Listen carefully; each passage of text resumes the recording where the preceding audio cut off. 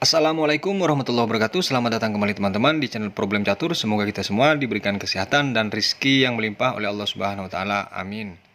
Setelah kedua pemain ini melalui proses yang sangat panjang dan melelahkan, akhirnya lolos ke final di World Cup 2021 yang diselenggarakan oleh FIDE. Dan Karjakin Sergei berasal dari Rusia, Duda Krzysztof berasal dari Polandia. Perhatikan profil masing-masing bahwa ratingnya tidak begitu jauh teman-teman. Dan di partai ini, game pertama round ke-8, Karjakin pegang buah putih dan Duda Krzysztof pegang buah hitam. Dimulai dari D4, kuda F6, C4, E6, kuda F3, D5, kuda ke C3, D kali C4, dan di sini langsung didorong pion ke E4 oleh Karjakin dengan tujuan memukul pion di C4 nantinya. Gajah ke B4 mengepin kuda dan gajah mukul C4. Kuda mukul E4 karena mustahil kuda yang di C3 itu mukul kuda karena terpin oleh gajah. Di sini Karjakin langsung rokade pendek. Kuda ke F6 kembali dan menteri ke A4. Di posisi ini teman-teman tentu wajib ditutup dengan kuda karena gajah tersebut harus hilang jika tidak ditutup oleh kuda ke C6. Dan kuda ke E5 mengajak pertukaran di sini. Dan jelas bahwa keuntungan untuk putih jika penjagaan gajah di B4 tersebut diabaikan. Benteng ke B8 dengan tujuan menjaga gajah tersebut. Di posisi ini teman-teman, ada sedikit langkah terobosan yang bagus menurut analisis engine adalah D5 dari Karjakin itu lebih baik, akan unggul satu pion di langkah ke-18 teman-teman. Jika dipukul oleh kuda maka kuda mukul C6 dan B kali C6, kuda kali D5 dilanjutkan dengan E kali D5.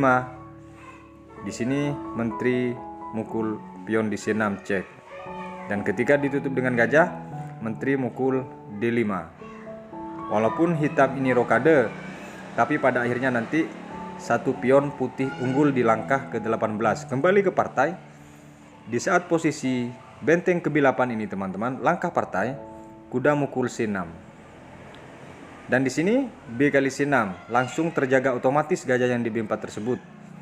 Benteng ke D1 untuk menjaga pion yang di D4 dan gajah ke D7. Gajah ke G5 dan gajah ke E7. Kehati-hatian kedua pemain ini terlihat sangat tinggi dan rasa gugup sering mengelap keringat daripada Karjakin itu kelihatan di kamera yang disorot selalu ke wajah Karjakin teman-teman. Dan di sini teman-teman diterima pion yang diberikan oleh Duda Krzysztof di A7. Dipukul oleh menteri dan benteng ke A8. Inilah detik-detik partai ini berakhir dengan remis teman-teman. Di langkah ke-13 ini teman-teman, langkah terbaik dari kedua pemain memang adalah remis. Karena jika remis ini dipaksakan, maka salah satu pemain harus mengalami kekalahan di game pertama ini. Setelah benteng ke A8, menteri ke B7, dan bolak-balik ini hingga ketiga kali remis akhirnya. Tapi jika teman-teman penasaran dengan langkah ini berakhir remis loh ya. Kita analisa sejenak. Jika di peluang ini benteng hitam tertarik dengan pion yang di B2, maka yang terjadi adalah di langkah ke 49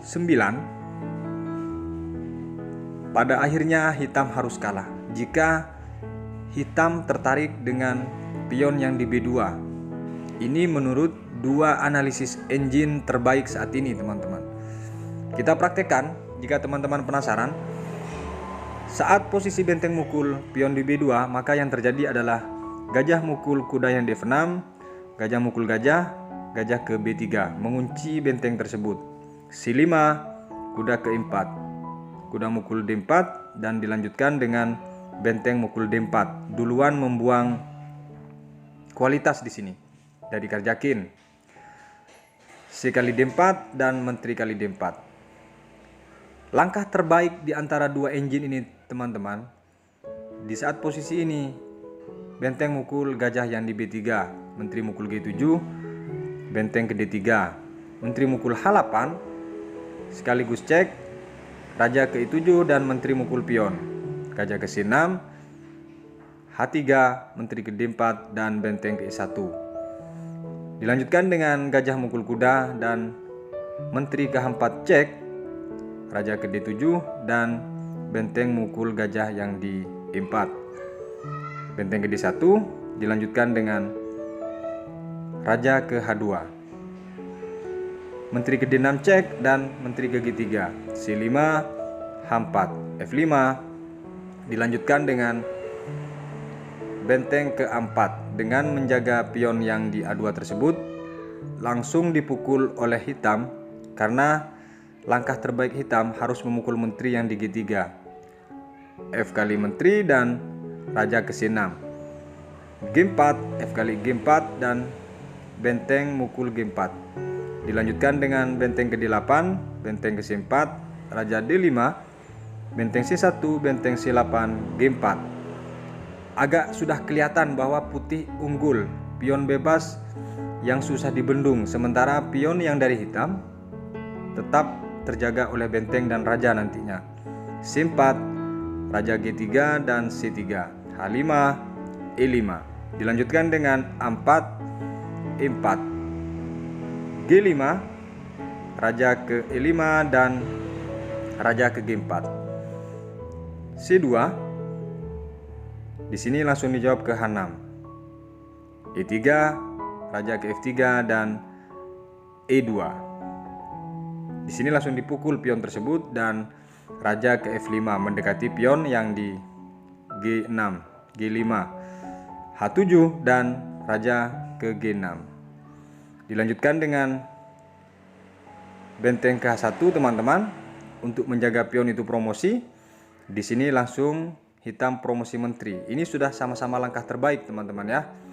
Dipukul promosi menteri oleh benteng dan benteng ke E8 cek. Raja ke D3 dan benteng ke D8 cek. Raja ke C3, raja kali H7. Di langkah ke-49 ini teman-teman, jelas bahwa mutlak putih yang unggul. Dilanjutkan kemanapun pasti menang. A5, benteng ke C8 cek. Raja ke B2, benteng ke B8 cek. Tapi ketika raja sudah ke A3 ini, maka posisi aman untuk putih jelas mutlak. Kalaupun raja ini ke G6 teman-teman, maka di sini jelas akan tercover oleh benteng, sekaligus pion yang di A5 akan dikawal laju ke depan oleh raja. Baik, inilah partai kedua pemain. Di posisi terakhir adalah remis teman-teman. Makanya pelajaran yang harus kita petik dalam permainan ini, jika memang harus remis, maka remiskan saja. Jangan sampai memaksakan untuk menang, akhirnya menghindari remis dan menjadi kalah. Baik, sekian dulu video kali ini. Sampai berjumpa di video berikutnya. Wassalamualaikum warahmatullahi wabarakatuh.